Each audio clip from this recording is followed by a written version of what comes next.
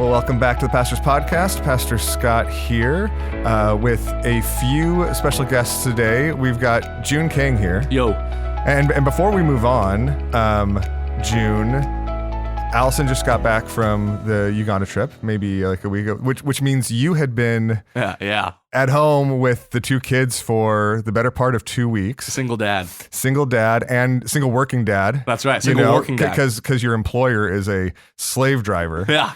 The worst. So how'd y'all survive? I feel like whenever Lara's gone, and I was home with the kids. It's a little bit less now that like they're older, but I feel like the question I got was like, did you survive? Like, are they still alive? Which I feel like is a little bit insulting. Yeah, it is. Right? It is. It totally is. So I'm not going to ask, did they survive?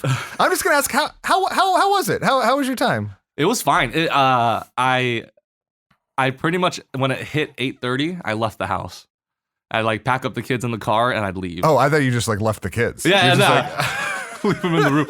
I honestly, if I'm honest with you guys, I just let my son, my son Brooks, he's a little over 1. I just let him cry in the crib for, I don't know, like an hour in the morning. Yeah, I'm just gonna put that out in the public. So I made my coffee. I read my Bible. I'm like, this is great. My daughter's almost 4. She's very mellow, so she's just up and doing her own thing. And Brooksy's just crying. It's okay. That's usually what we do. Give him food immediately as we get him out of the crib, and then we just left. I don't know, we go to the pet store or something. Mm-hmm. Yeah, they survived. They were fine. and you did too. Yeah, I did too. It was great, man. Yeah. That's cool. I don't need Allison. No, I'm just kidding. I did. All right, we'll edit that. This is like having Matt with us. We have to edit something out of the intro. Yeah, always every time.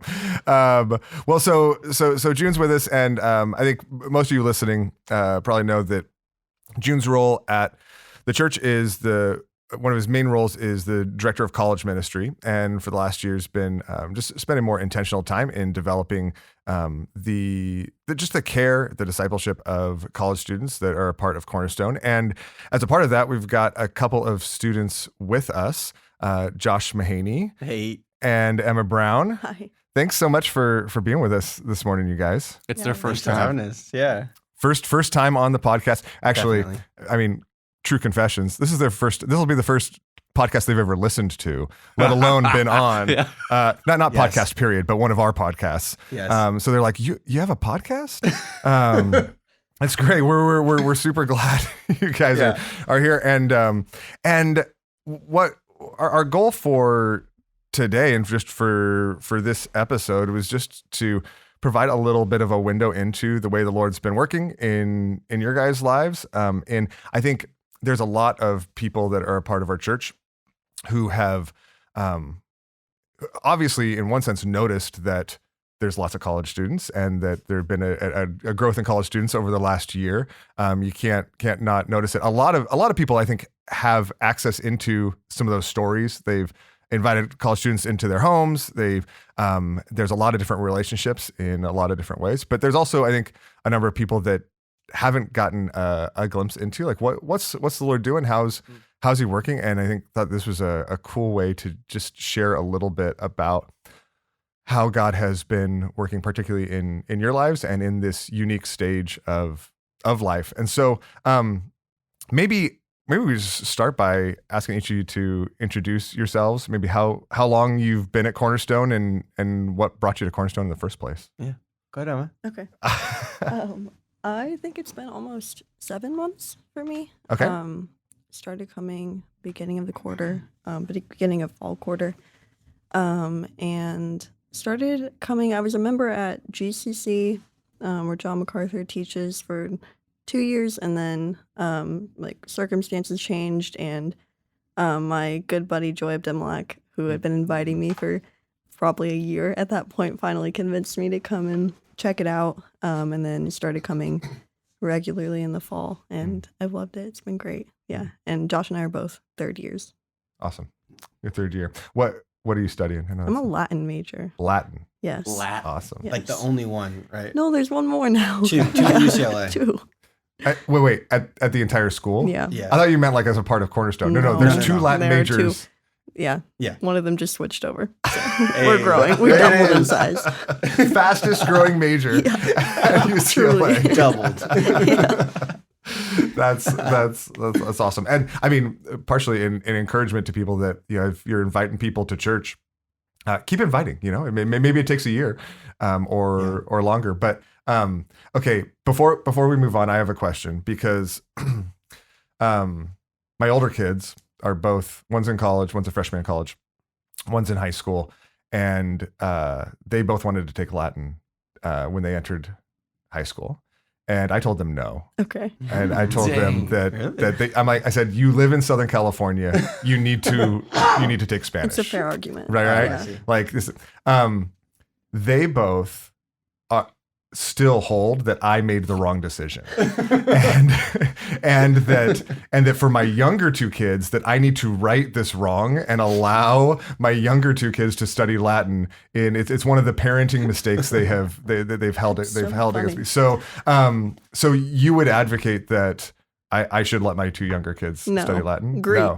not Latin. Okay. Yeah. Okay. Yeah. Okay. Start with Greek. That's my biggest regret. This is a fun fact. okay. This is a fun fact here. Emma's Bible is the Latin Vulgate. She reads Wild. the Vulgate. Can't tell any reformed person that. That's a secret. I'm just kidding. All these deeply concerned members listening. What? Oh, that's super cool. Okay, so option number 1, Greek. Option number 2, Latin. Yeah. And then Spanish It's if you close get around second. it. Okay. Yeah, I took okay. Spanish too. It's a good one. Okay. Much more Fair- practical. Fair enough. Fair enough. All right. What about you, Josh? I'm Josh. Yeah, I'm a third year too. Okay. What are you studying? I'm studying molecular bio, or MCDB, molecular cell developmental bio. It's a small bio, and yeah, Is I there liked one it. person in that major too? No, it's a big bio. one. Small bio. Oh, That's that- how I tell myself. That's how I teach it to myself. Yeah, Got it. It's biology, just really, really small. exactly. Okay. Yeah. I mean, somebody else could explain a lot better, but yeah, that's molecular bio. Yeah, Mhm. yeah. But I liked it. It's been You're above fun. my There's a pay lot grade of already, man. So we're good. We're good. I took high school bio. So Yeah, no, it's fun though. I like it. Yeah, it's been good. cool. Yeah, And how long have you been at Cornerstone? I guess September of last year. So I guess 2 Year and a half? academic 2 academic years? Yeah, Okay. beginning of last September. Yeah, Okay. September 23. Yes. Not September 23rd. Not- September 2023. September Yeah. 2023. Yeah. Yeah. Got it. Yeah. Okay. That's right. I was like, how did you remember the day? Yeah, The day I met him. Unforgettable. yeah, that's right. Yeah. That's cool. Yeah. Cool. And what brought you? So that was your second year. Second right? year. That's the beginning of your very second beginning year. of my second year. What brought you to Cornerstone? That's a good At question. that point. Yeah. I had been, had grown up in a Christian family and like had known that I wanted to get plugged into like a healthy church in the area, coming to college. And that was kind of the idea coming in. And it was a good year or so of bouncing around and trying to find where that would be. Mm. And was feeling, praise God for churches in the area and what he's doing in them and was thankful, for that. But was kind of, I guess had some longings for what I thought the church could be, which I hadn't been experiencing. And, so a lot of prayer in that of wanting to find like a church body to be a part of and like, I guess just like a church family to belong to.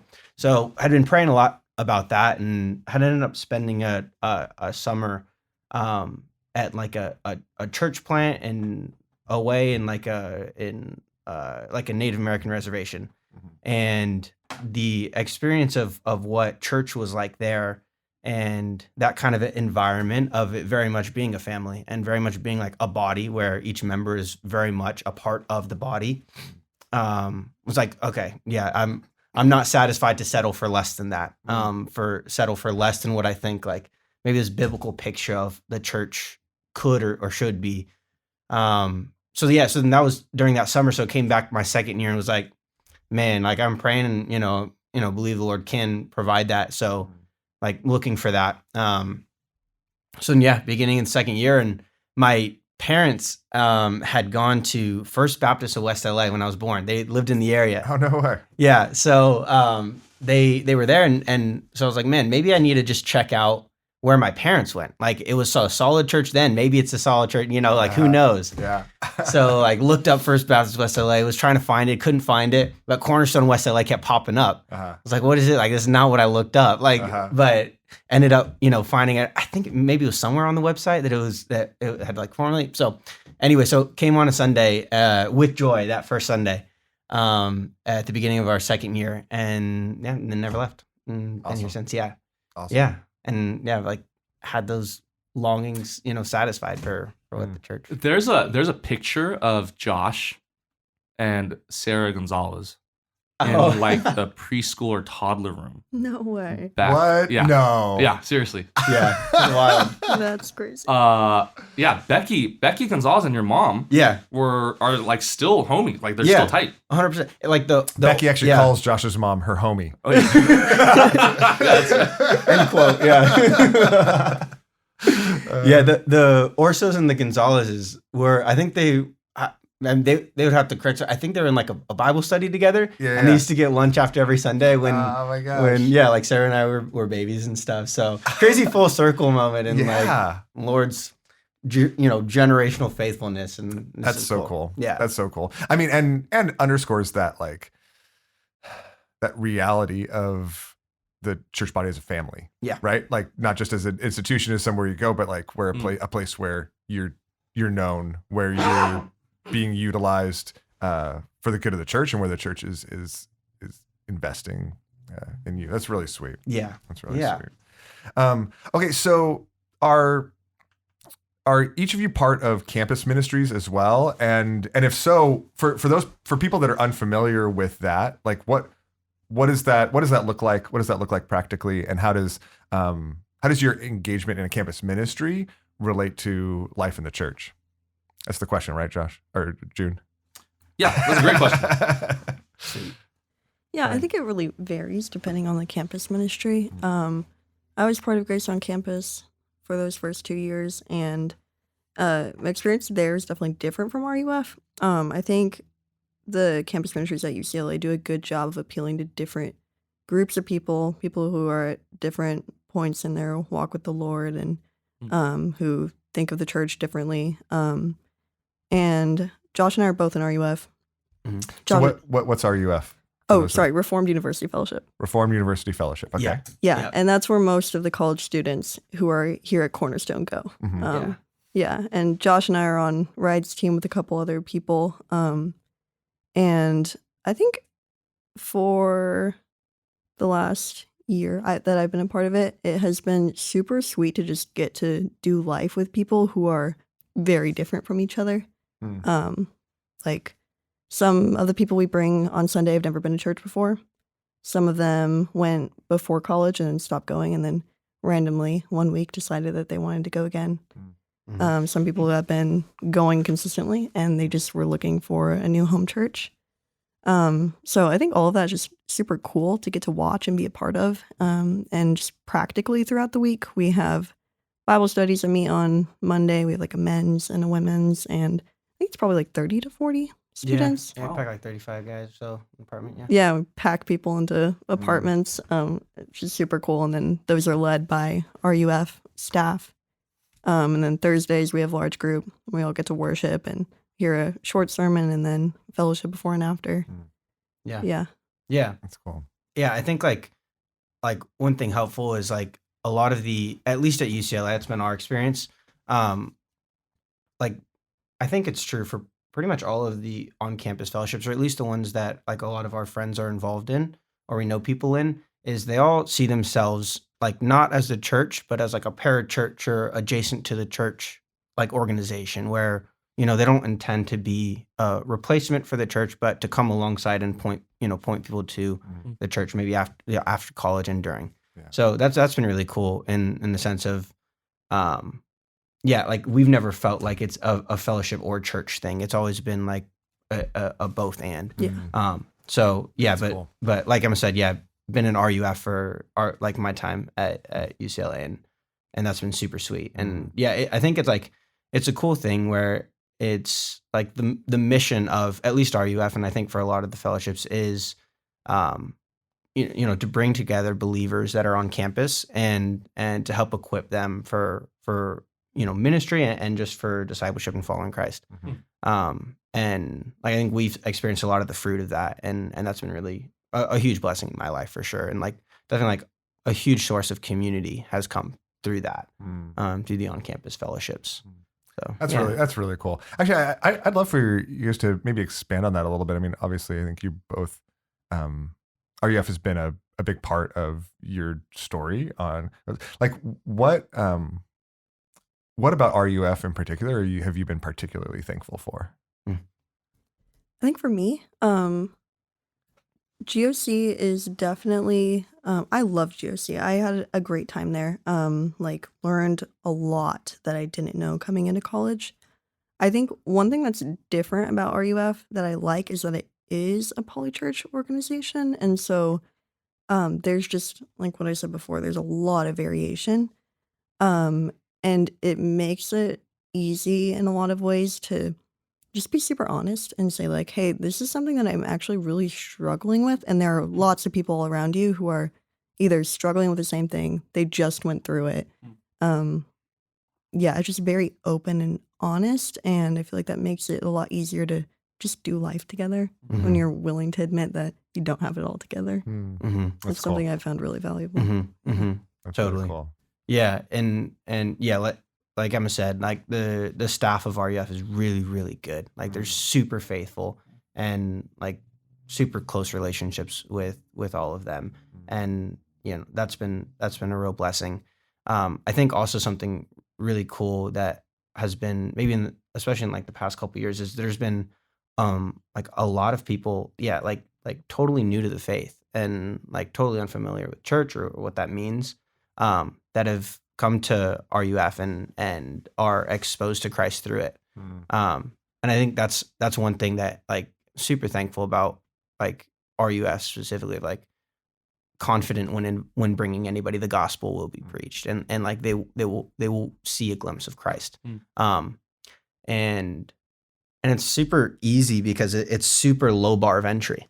Like it's on a Thursday night or Monday night, like on campus or right next to it, or like in our apartment, and there's free food, and it's like, like you need to eat. Like I know you don't have a bunch of food in your apartment. Like we're all in college, so it's like come get a meal and in the process meet a bunch of cool fellas and also come to know a little bit about who Jesus is in the process. So it's like the like easiest thing to pull out of your pocket in evangelism while like meeting people on campus or throughout any organizations, just like, hey, like what are you doing Thursday night? And it's easy to get people in the door through that. So that's been really, really cool. That's so sweet, man. We're just so thankful for the ministry of RUF, for like the work God's been doing there, for a lot of the parachurch organizations like RUF, like Crew, like Navigators, which is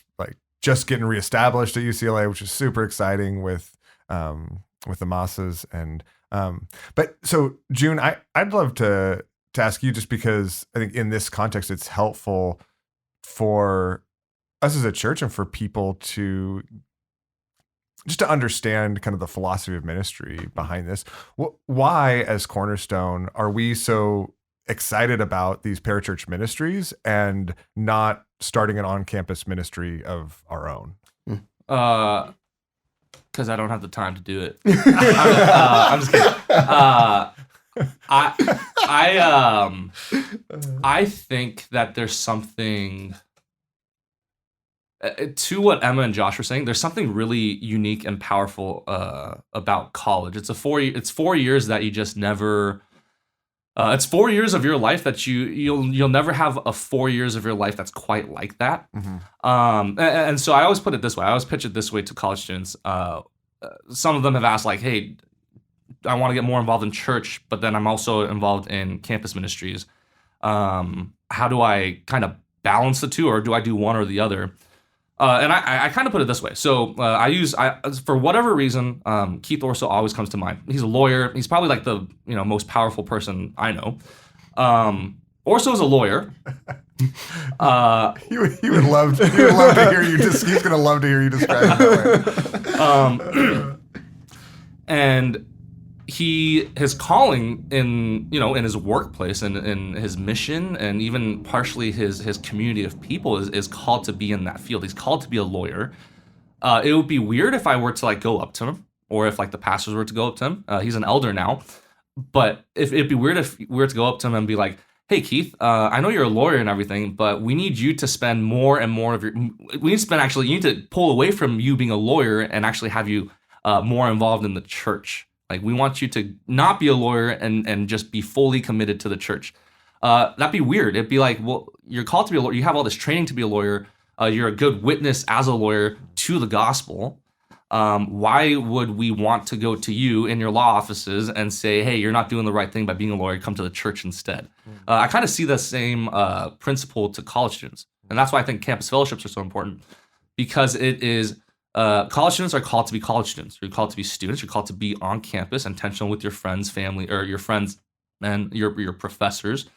So for me to start like a Cornerstone college ministry on campus would be like, hey, I know you're college students, but you're actually, we want to pull you away from the campus and we want you to come to church only. And we want you to only be involved in our body. It loses the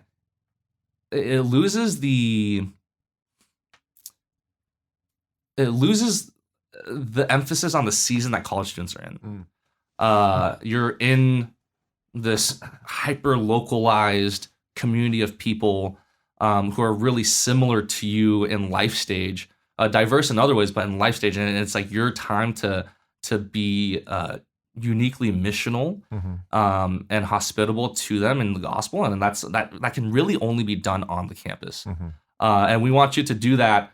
And also, I mean, be a member at our church, obviously, but we don't want you to pull you. We don't want to pull you. I don't want to pull you away from the campus to be here when you're called to be at UCLA. Yeah. Yeah. Super thankful for that. Well, so I'd love to just hear the two of you describe a little bit about how you've seen the Lord working in your lives over the last few years. I think just even a little bit of a testimony. The both of you are third years, right? So you're not like on your way out at the moment, right? You're not finished up, you're not done. But you're also not just adjusting, right? You've been at UCLA for a while. And how during that time have you seen the Lord working and maybe growing you in this unique season of life? Oh, you go first. Oh yeah, okay. I think like one, like maybe umbrella way the Lord has been working in my life is like via humbling me. Yeah, like I think I don't know, I and like the need for discernment. I think maybe coming into like college, like I was super blessed, like be raised by Christian parents who love the Lord and pointed me to him, and knew the Lord coming into college.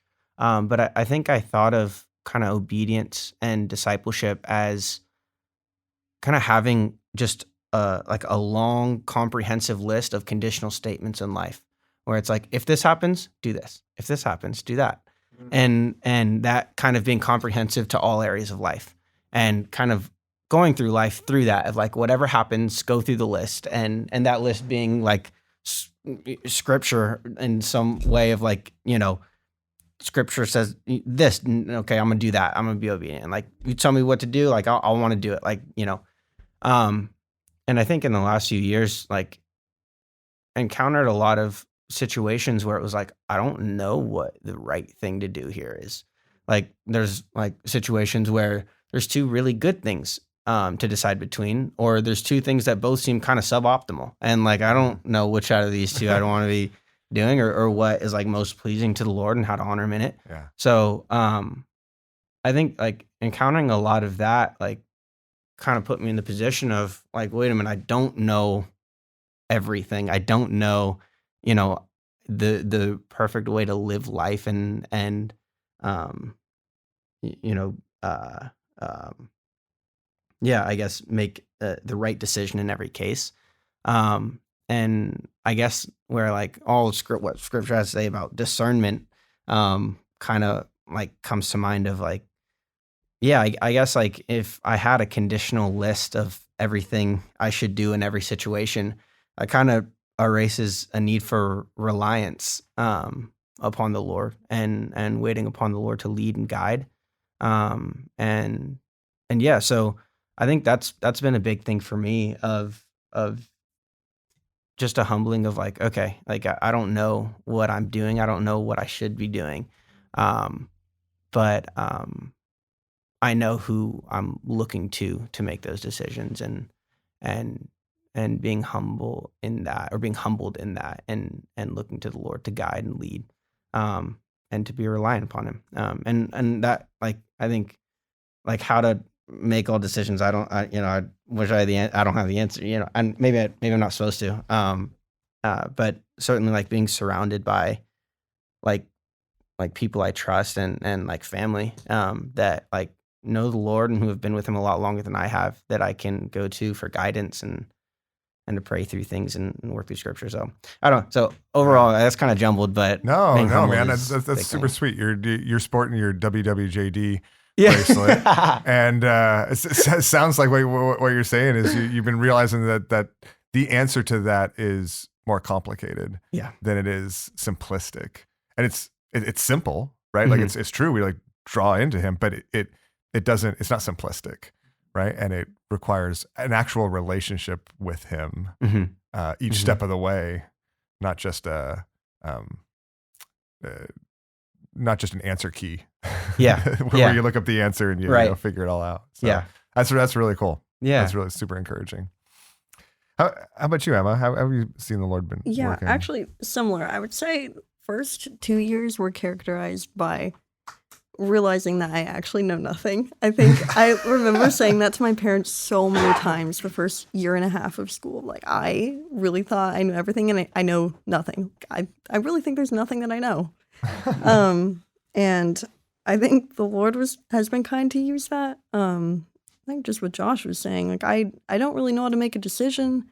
I know what the Bible says about making decisions, but like it genuinely does require nuance and consideration, and it's good to seek counsel with those who are wise. And I think that was kind of something that I struggled with for the first year and a half, and then second year and a half was probably characterized more, not that different, but by like I'm not in control, and the Lord is sovereign, and I have to admit that I am not capable of doing this all on my own, and that I actually am a sinful person who isn't perfect and isn't able to make decisions perfectly or go through life perfectly or love people perfectly, and that's actually okay.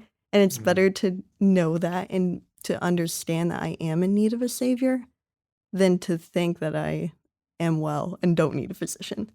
So I think those two have probably been the biggest things. And I think part of being in RUF has been getting to walk with staff and other students who are either going through that or they have a lot of insight into what that looks like further down the road, which is also helpful, because I'm sure that in 10 or 20 years from now, I will also be saying, I know nothing. And actually, I know less now than I thought I did 20 years ago. I think that's what I would say. That's really sweet, really powerful. I mean, and what a beautiful snapshot of what that sounds like is just spiritual fruit, right? Like while you're learning and you're growing and you're like stepping out. Yeah, exactly. In his kindness, in his fully in his grace, like not because you figured it out or like arrived or anything, but you're that type of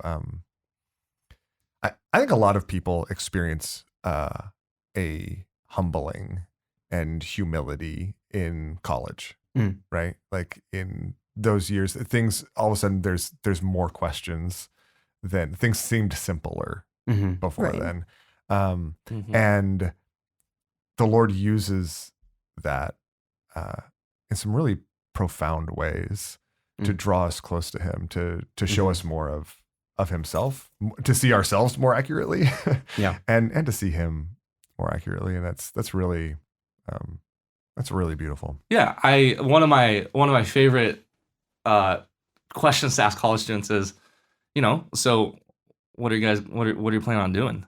I love. They love that too. Yeah, college students love to hear that I question. love. It's like high asking schoolers that. and saying, "Where are you going to go to college?" It's the best. It's everybody's favorite. Because one of my favorite people to ask this to is actually Jenna, and I love her response because she always is like, I don't know, which I think is really cool. And if you know Jenna, like that's like her. That's how she's like. She's kind of like that, and I like that response. I like when people say, I don't know. I like when answers are jumbled. I like it when people are like, I don't know what I'm gonna do next, because I tell people that's like the best spot to be in. If you feel like you have everything figured out, like Emma was saying, you have no need to rely on someone's sovereign. You yourself then think you're sovereign, and you yourself think you're going to do everything, accomplish everything. But when you come like Jenna and like what you guys are saying, you're like, I don't know. I don't know what's next. I have no idea what I'm going to do even next quarter, let alone, in 2 years from now. I think that's such a good spot to be in because it just increases your reliance on the Lord. You have nothing to do when you don't know what to do other than to rest in his provisions and his guiding. And so I like those answers. I tell people, if your answers aren't jumbled and if your answers aren't zigzagging all over the place, then I don't really trust you. I don't know if you're actually thinking through this. Yeah.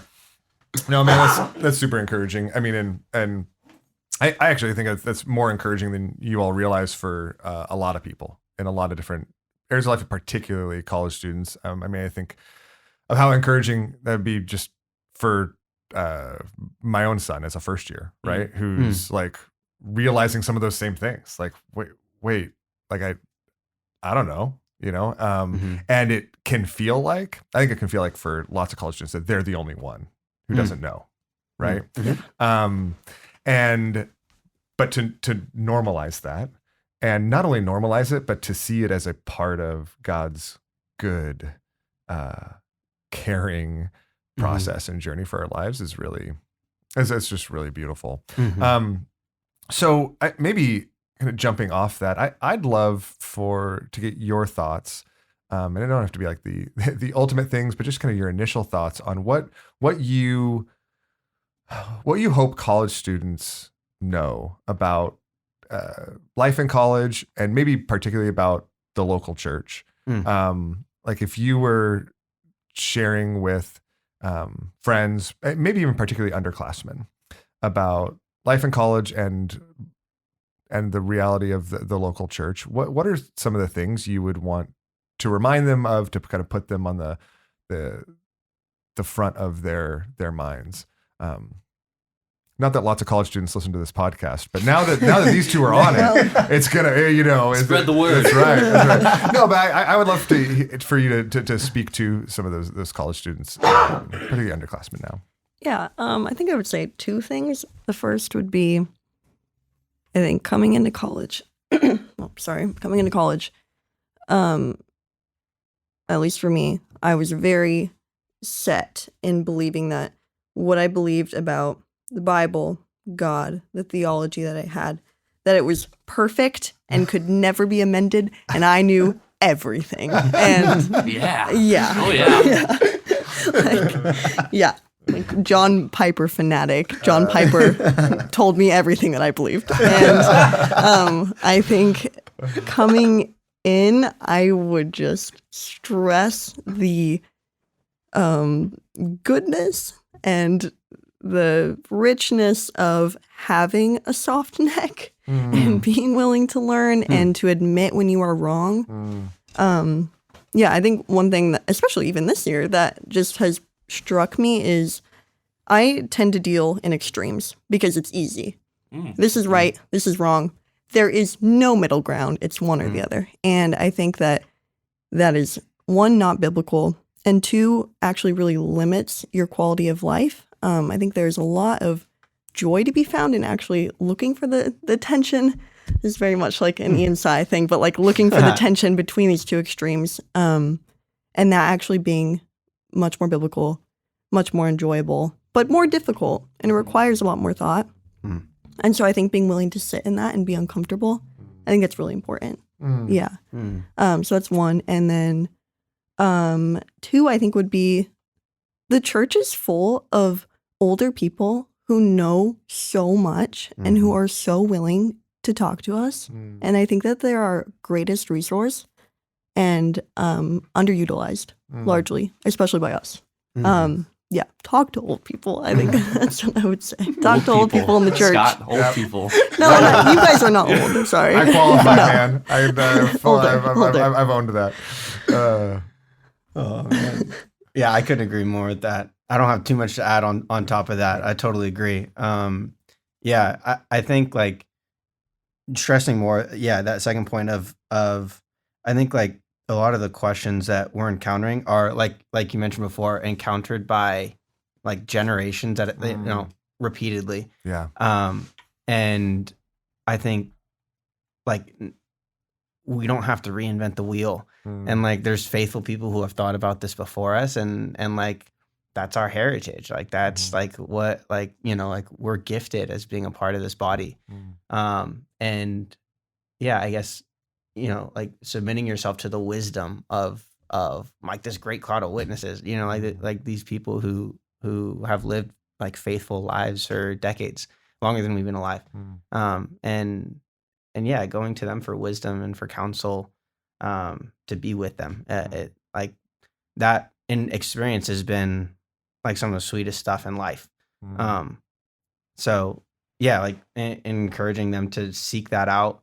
And I think like also like one thing like that's like I guess helpful to think about is like for most college students, this is like the first time that they're thinking about church for themselves, of like what to look for in a church. Like that's a new question. And like how to know if a church is a good church or a bad church.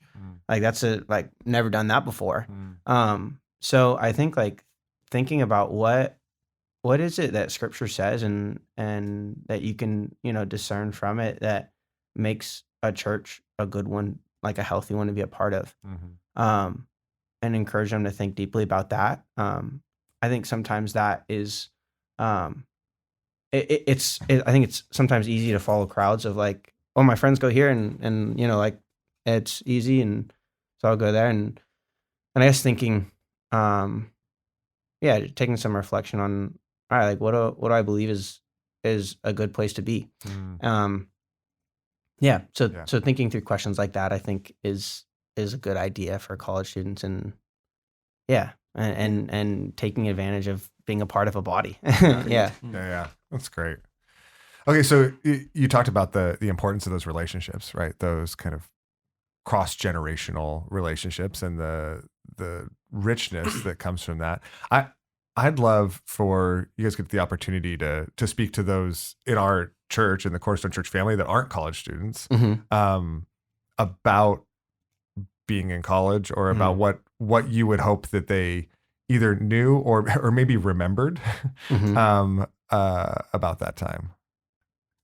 Yeah. Okay. I think that's a good question. I think it's kind of a lonely time for a lot of people, for everyone at some point. Like it's a lonely time for a lot of us. We're far from home, or further than we ever have been before. Some of us are out of state, and we really are so happy to just be invited and involved. I think the winters have just been so kind to me. I love the winters, and they're just the sweetest. And like Mrs. Winter came and picked me up for Bible study every week, fall quarter, and drove me. And getting to talk to her on the way there, getting to play with her kids, getting to go and have dinner at her house, I think that was huge. Like that I felt so loved and wanted, and like her being willing to do that with all her babies every week, come and get me, that was like huge for me. That was just a big deal. So I think things like that, even just like having us over for dinner. We really want to know you guys, and we respect you and want to be part of the body. Yeah. The funniest part about that is Mrs. Winter. It's not Darcy, it's Mrs. Winter. I love it. Okay. That's right. You know what stands out to me? I really appreciate that, both in the general reminder, but also just the view into the reality that college can be, and oftentimes is, a really lonely time. I think that lots of people forget that.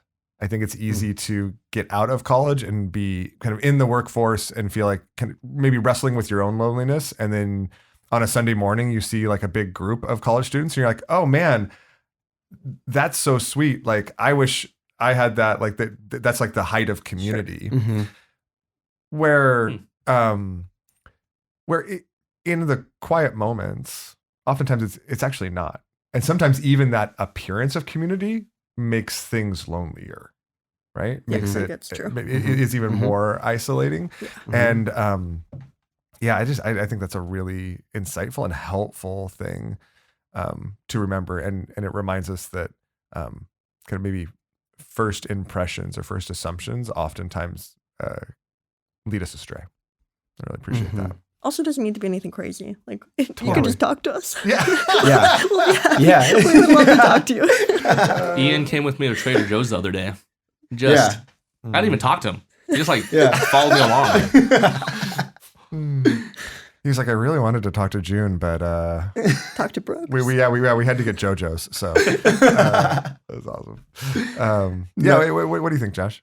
Honestly, the same. Like, I think like stuff like that, like small things are a lot bigger than you think they are. Like towards a college student, like from personal experience and for like a lot of my buddies and stuff that have come to Cornerstone, like those like small interactions of like conversations.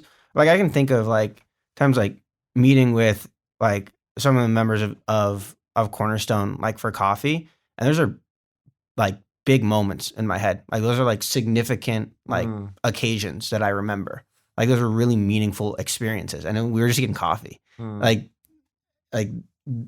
that means a lot. Like I think if I had to guess, a lot more than maybe non-college students in the church think it is.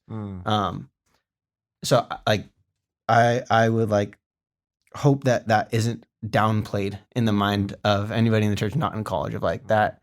Like inviting a college student over for a home cooked meal and like a home with like kids running around, and it's like not like by your standards, not clean. By the way, by our standards, anything is clean. It's paradise in our apartment compared. Yeah, like I live in an apartment with 5 other guys, and like your standard of clean is not my standard of clean. Like it's fine. Like don't worry about it. Like it will not be it will not be noticed.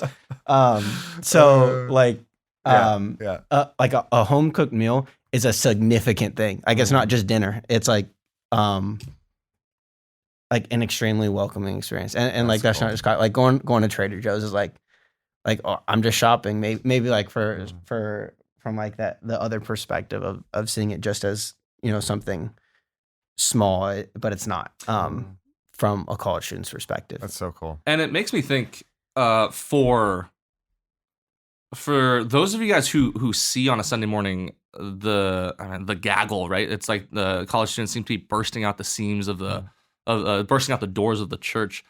It can be intimidating, but I hope these stories are reflective of the general experience of college students. They don't huddle together because they want to be cliquey or intimidating or mean. Mm-hmm. They huddle together because they're like, I don't know what else to do. And it might be our responsibility as the church, as old people, to invite them in and talk to them. So that would be my encouragement to the church, to everybody, is talk to them. Burst that bubble. Go and intrude into that circle a little bit. It's scary for sure. But they're generally pretty cool. Like, most won't shame you. Yeah, exactly.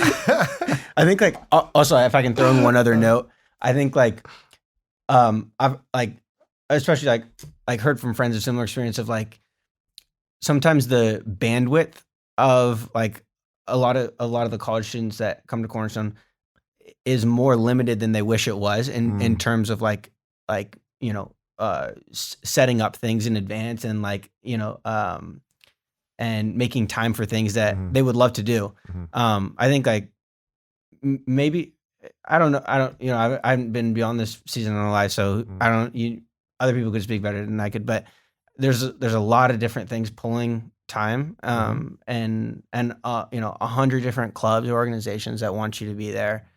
So the bandwidth for the things that maybe a college student is able to do, even if it's something they want to do, might be more limited. So like maybe like if a time to meet doesn't work out, like please keep trying. Like don't be discouraged. It's not like